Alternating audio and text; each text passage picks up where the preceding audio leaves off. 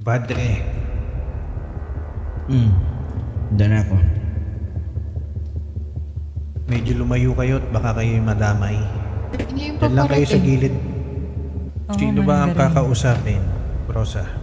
Dapat na lang ho sigurong magbanggit ang mga tripo. Subalit meron kaming gagawing ritual.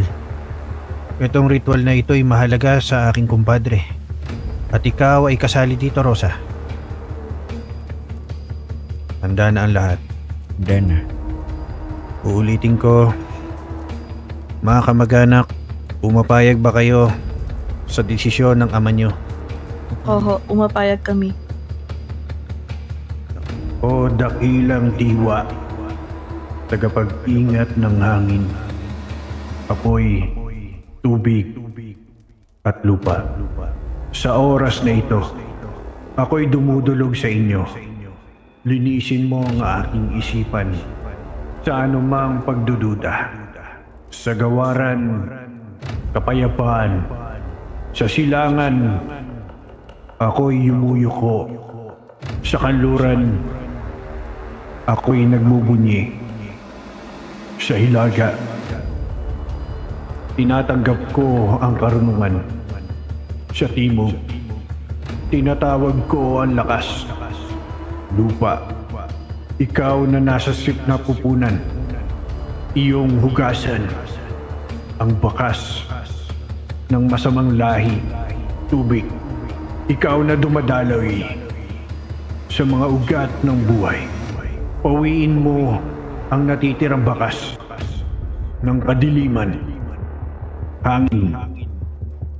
Ikaw na bumubulong ng mga lihim na panahon, apoy. Ikaw na naglilinis at nagsusunog ng sumpa.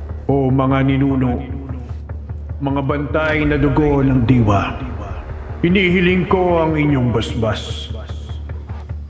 At pahintulot, huwag ninyo akong parusahan kung ang aking kamay ay magwawasak, sapagkat ang layunin ay hindi galit, kundi paglilinis at pagtatapos ng mga sumpa na hindi nagustuhan ng aking kaibigan.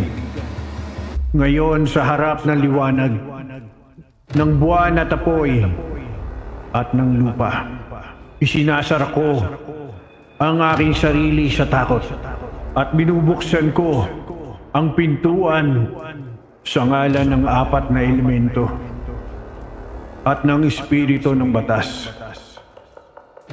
Naway ako'y inyong gabayan sa aking gagawin.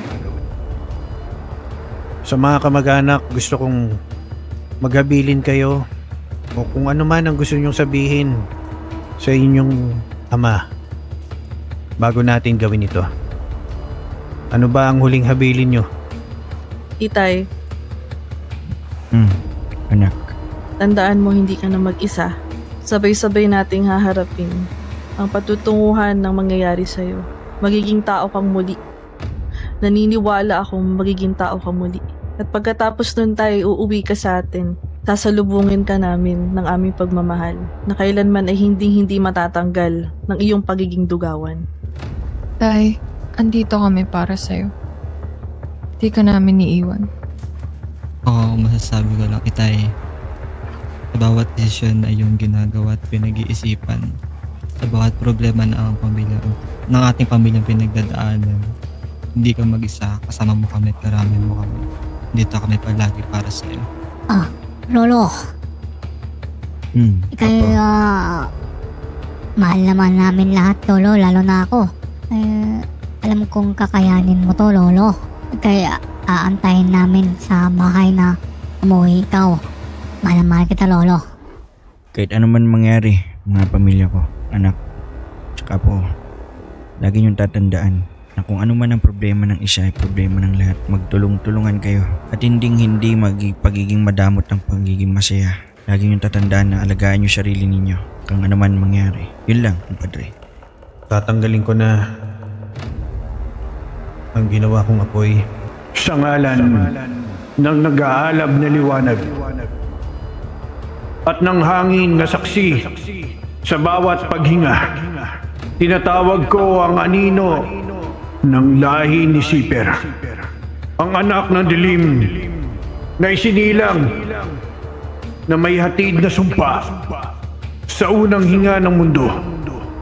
Dalawa ang pusong pintig sa isang sinumpaan, ngunit isa lamang ang tinakda ng tadhana. Ang isa'y apoy, ang isa naman ay anino, at sila'y pinagtali ng dugong lihim ng gabi. Ngayon, ako ang tinig ng pagputol. Ako ay may taglay na kamay ng pagbabago. Bilang pinuno ng anituan, ang ugat mo'y papalayain sa tali ng kapangyarihan. Ang pangalan mo, Lucifer, ay lilinisin sa huling sigaw ng hangin. Sa ikatlong pag-ikot ng apoy, matutunaw ang tanikala ng lahi. Matitira ang abo ng bagong katauhan, at sa apoy ng paglaya, doon ka muling isisilang. Hindi bilang anino, hindi bilang kakambal ng sumpa, kundi bilang si Lucifer, ang anak ng liwanag, na sa apoy ng dalisay at sa apoy na matatagpuan ang iyong kapayapaan. Humanda ka, Lucifer. Tanggapin mo ang apoy ng paglilinis.